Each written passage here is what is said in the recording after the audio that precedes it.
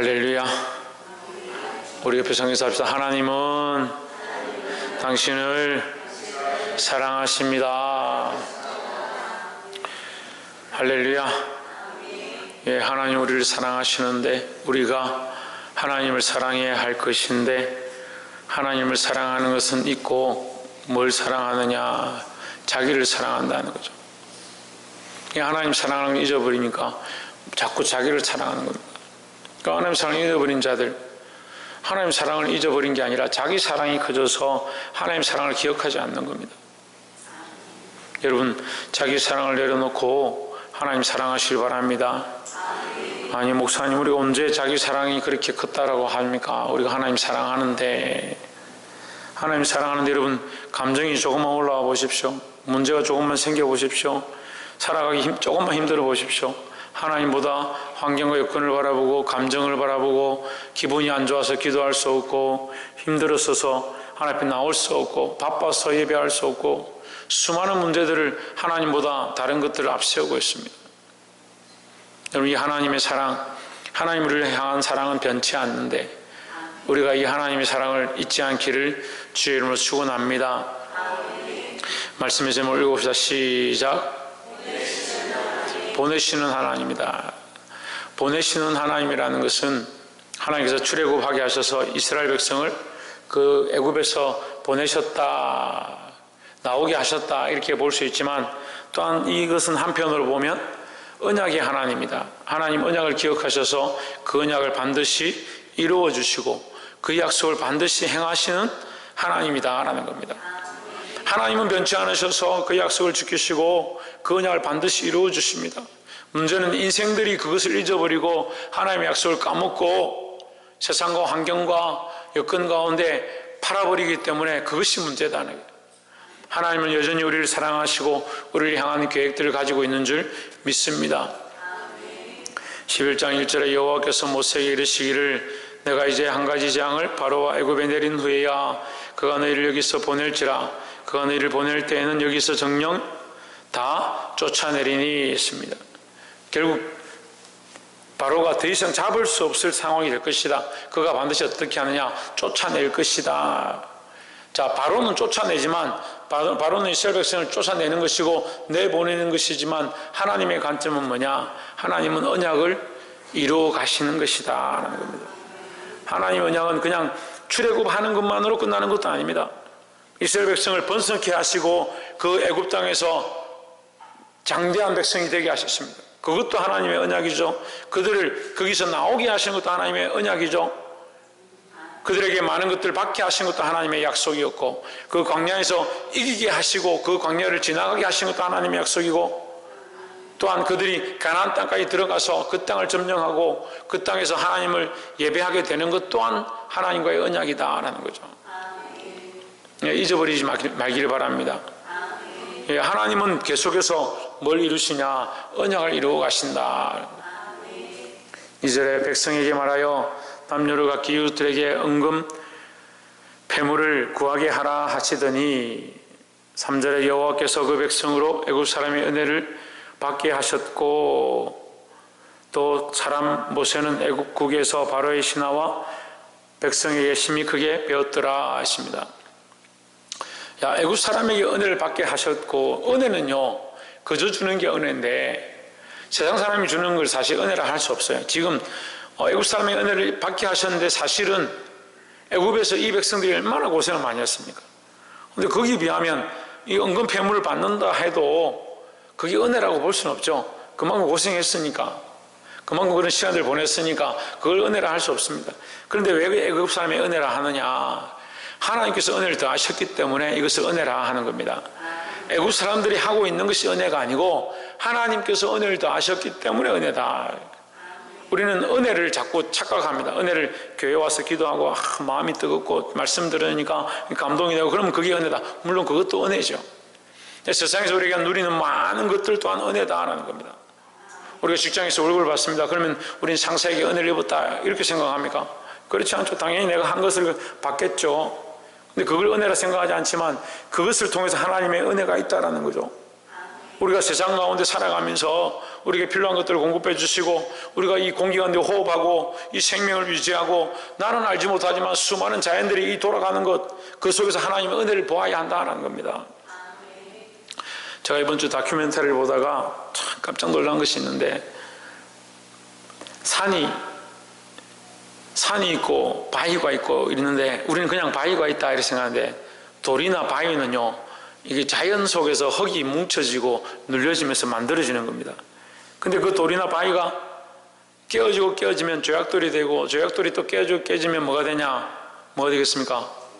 모래가 됩니다. 모래가.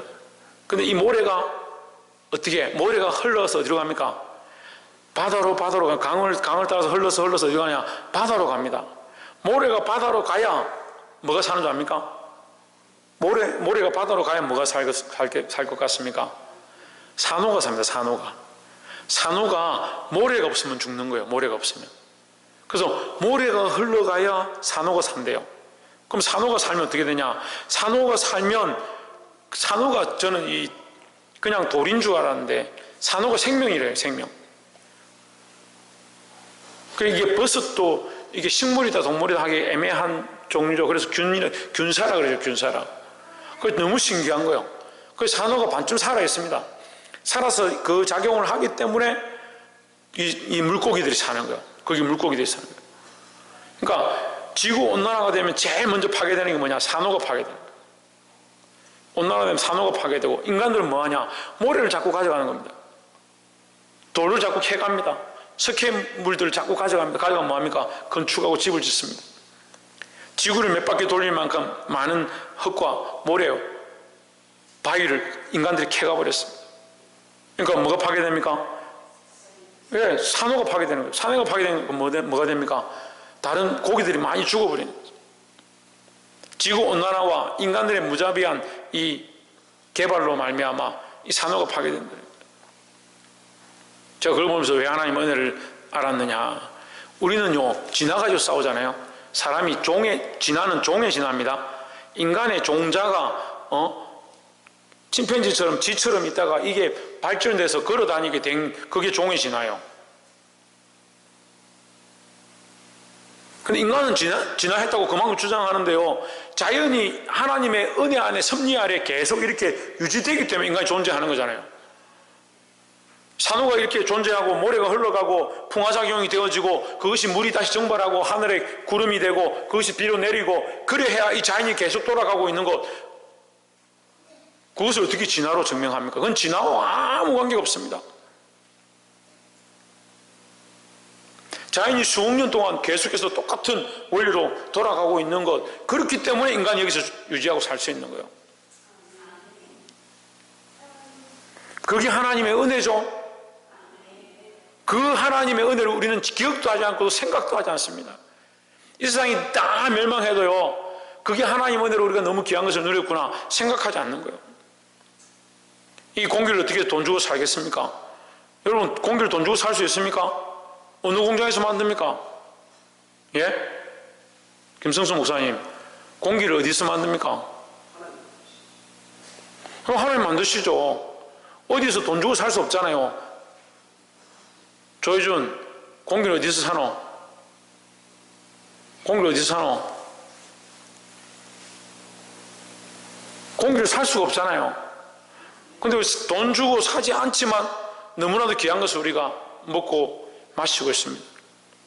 살 수가 없어요. 계산할 수가 없어요. 값어치로 어디 만드는 공장이 없기 때문에 공장이 있어야 물물 교환을 하고 공장이 있어야 이 값어치가 되죠. 근데 우리는 값어치를 셀 수 없는 이 무한한 하나님의 은혜를 날마다 먹고 사는데 감사할 줄 모르는 거예요. 감사를 할 줄 몰라요. 여러분 하루 살면서 불평불만을 많이 합니까? 감사를 많이 합니까? 그냥 물어봅시다. 김교수 목사님, 하루 살면서 감사를 많이 합니까? 불평을 많이 합니까? 네, 시간이 좀 걸리는가 보네. 홍진우, 하루에 살면서 감사를 많이 합니까? 불평을 많이 합니까? 아무것도 안 합니까? 예. 천정환 집사님, 하루에 감사를 많이 합니까? 불평을 많이 합니까? 모르겠습니까? 고민하는 사람들은 이미 잘 모르는 거예요. 신성이 하루에 감사를 많이 합니까? 불평을 많이 합니까? 감사는 얼마나 합니까? 하루에 감사를 몇 번 정도 하는 것 같습니까? 사실 저도 하루에 감사를 얼마 하는가 세봐도요, 몇 번 안 돼요. 감사가 몇 번 안 돼요. 사람들에게도 감사를 잘 하지 않습니다. 사람들에게도 감사를 잘 안 합니다. 그러니까 하나님께 어떻게 감사하겠습니까? 여러분, 애굽 사람에게 은혜를 받게 하셨고 했는데, 받게 하셨고는 이게 능동이요, 수동이요? 수동이죠. 내가 한 게 아니잖아요. 내가 받았고가 아니잖아요. 내가 받을만 해서 내가 억지로 뺏어서 받은 게 아니라 받게 하셨고는 하나님이 하게 하신 거잖아요. 그러니까 이 애굽 사람에게 은혜를 받은 건 애굽 사람이 은혜가 아니고 하나님께서 은혜를 더하셨다라는 거죠. 그래서 우리는 범사에 이 하나님의 은혜를 기억해야 된다는 겁니다. 보내시는 하나님, 이 언약을 이루어 가시는 하나님, 결국 무슨 하나님이냐? 은혜의 하나님이에요. 하나님 우리를 사랑하셔서 그 언약을 이루어 가시고 그 은혜를 우리에게 베풀고 계신데 우리가 그걸 잊어버리고 산다. 그러니까 한심한 인생들이 진화론이냐 아니냐, 뭐가 맞냐 안 맞냐, 그런 생각들만 하고 삽니다.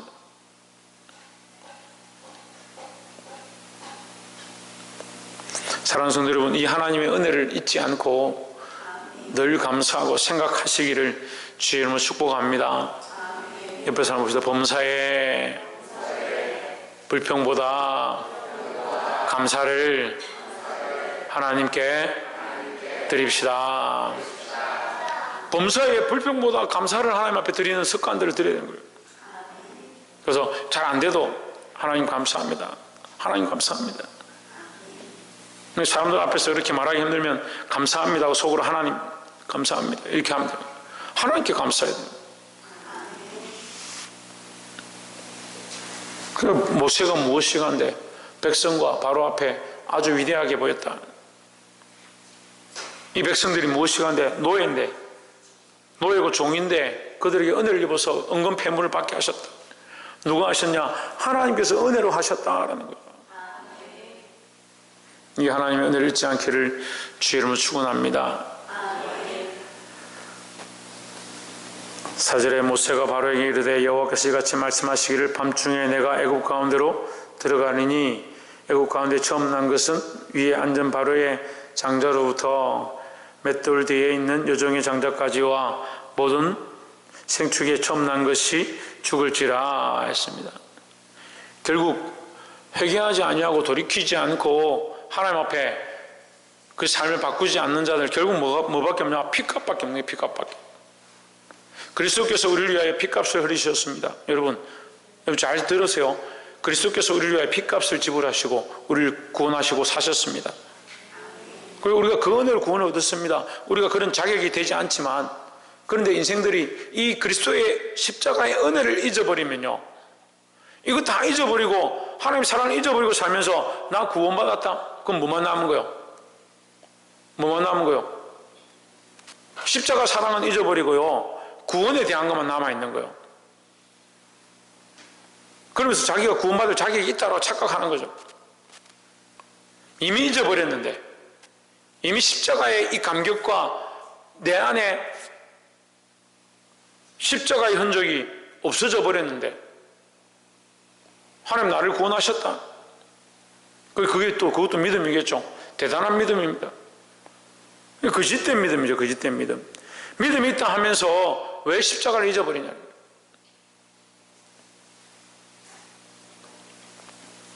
이 바로와 이 사람들에게 어떤 재앙이 많으냐? 핏값을 물으시는 재앙이 많은 겁니다. 우리가 믿음으로 살지 않으면 그리스도께서 우리를 위해 흘리신 핏값을 오히려 거꾸로 받게 되는 거예요. 대가를 지불하게 된다고요. 많은 사람들이 그리스도를 배반하고 세상으로 돌아갑니다. 결국 무엇을 받느냐? 핏값을 받습니다. 우리가 다 알 수 없지만 하나님께서 반드시 그들에게 핏값을 묻습니다.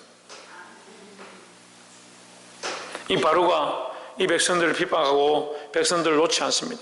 끝까지 완악하고 완고한 마음을 가집니다. 결국 뭐 어떤 대가를 지불합니까? 핏값을 지불합니다. 핏값을.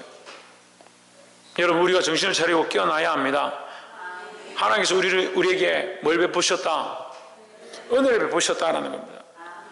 특별히 그 은혜의 완성이 뭐냐? 십자가의 사랑이다. 십자가의 사랑. 그 십자가의 사랑으로, 그 핏값으로 우리를 구속하시고 사셨다라는 거죠.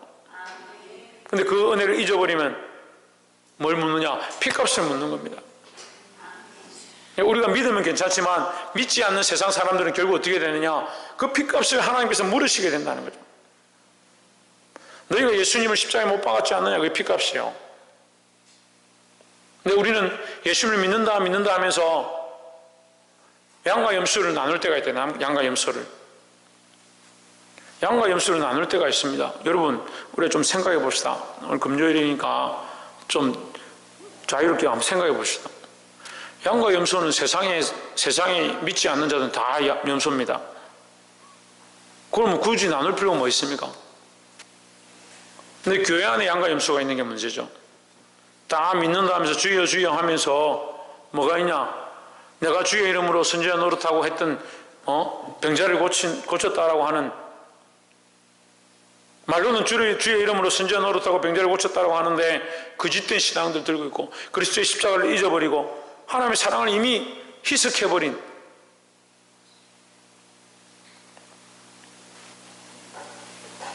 반드시 핏값을 물으신다는, 듣는 자는 깨달으시기 바랍니다. 우리가 누구 앞에 서느냐? 반드시 하나님 앞에 설 것이고 그리스도께서 우리의 삶을 평가하신다는 거죠. 그때 책망받지 않도록 말씀 앞에 서시고 하나님의 영광을 위해 사시기를 주의 이름으로 축원합니다. 오늘 바로에 대한 경고는 이스라엘에 대한 축복입니다. 그죠? 바로에는 다 죽을 것이고 너 애굽에는 곡성이 날 것이지만 6절에 보시면 애굽 전국에 전무후무한 큰 곡성이 있으리라. 그러나 7절에 그러나 이스라엘 자손에게는 사람에게나 짐승에게나 개 한 마리도 그 혀를 움직이지 아니하리니 아무런 일도 있지 않을 것이다 이 말이죠. 이스라엘 백성에게는 아무런 일도 있지 않을 것이다. 여호와께서 애굽 사람과 이스라엘 사이를 구별하는 줄 너희가 알리라 하셨습니다. 우리가 그리스도를 믿느냐? 그 십자가의 은혜를 똑바로 알고 있느냐? 그 구속을 바라보느냐? 그 십자가의 흔적을 내 안에 품고 살아가느냐? 그 사랑으로 내가 구원받았는 줄 기억하고 있느냐? 그 누가 아시냐? 하나님 아시는 겁니다. 하나님 그것으로 구별하시겠다는, 반드시 구별하시겠다는 거예요. 근데 이런 설교하면 기분 나빠하는 사람들이 있어요. 기분 나빠할 필요가 뭐 있습니까? 하나님의 그 구속을 알고 그리스도의 십자가를 기억하고 그 십자가의 흔적을 가진 자들이 되면 되지 뭘 기분 나빠하겠습니까? 근데 왜 기분 나빠하냐면 내가 교회 다니면 다 구원받지 내 천국 갈 건데 뭐 십자가의 흔적이 없다고 천국 못 가냐 뭐 그런 소리 하는 거죠. 교회 다니면 다 구원받는다 성경에 전혀 한 번도 그런 말 안 나옵니다. 한 번도 그런 말 안 나와요. 성경은요 주 예수를 믿으라 그래야 하면 너와 내 집이 구원을 얻으리라 그거밖에 없어요. 주 예수를 믿어야죠. 그럼 예수 믿는데 어떻게 그렇게 사느냐고. 예수 믿는 거 잊어버리고 하나님 은혜도 잊어버리고 하나님 우리를 구속하셨으면 잊어버리고 그리스도의 피 흘리심 잊어버리고 그게 예수 그리스도를 믿는 거예요. 날마다 정신을 차리고 회복하시기를 주의 이름으로 축원합니다. 11절 너희는 그것을 이렇게 먹을지니 12장 11절에 너희는 그것을 이렇게 먹을지니 허리에 띠를 띠고 발에 신을 신고 손에 지팡이를 잡고 급히 먹으라 이것이 여호와의 유월절이니라 하십니다. 이게 뭡니까? 이게 지금 우리가 두 가지인데요. 하나는 뭐냐면요 군사예요. 군사. 군인은요 신을 신고 띠를 띠고 지금 나가서 바로 싸울 준비를 하고 먹는 겁니다. 또 하나는 뭡니까? 객입니다. 객들이 이렇게 먹는 거예요. 그러니까 객이란 말은 우리가 객이라면 잘 이해를 못하겠지만 나그네도 좀 잘 이해가 안 되면 순례자예요. 순례자. 지나가는 사람들이 지나가는 사람 몰라요? 우리가 연극 같은 거 하면 주인공 나와서 막 얘기하면 한 사람 지나가잖아요. 그럼 지나가는 사람 1, 또 한 사람 지나가는 사람이 2, 이거 하잖아요. 지나가는 사람. 아무런 역할도 없고 그냥 지나가는 겁니다. 우리는 이 세상에요 주인공이 아니에요. 우리는 하나님 나라의 주인공이죠. 이 세상은 뭡니까? 지나가는 거예요. 지나가는 거. 이 세상은 지나가는 거예요. 이 세상은 지나간다니까요. 그러니까 여기 내 집이니까 내가 허리띠도 풀고 신발도 벗고 여기에 내가 영원한 집을 짓고 살겠다. 이 땅에 소망을 두고 이 땅을 사랑하고 이 땅을 주인 삼으면 그 마귀에게 사로잡힌 거죠. 이 땅이 주인이 아니다라는 거죠. 이 땅이 주인이 아니니까 허리에 띠를 띠고 나는 여기 사는 게 아니라 가야 된다. 신을 신고 나는 떠날 사람이다. 손에 지팡이를 잡고 내 집은 저기 본향이다. 영원한 하나님 나라다.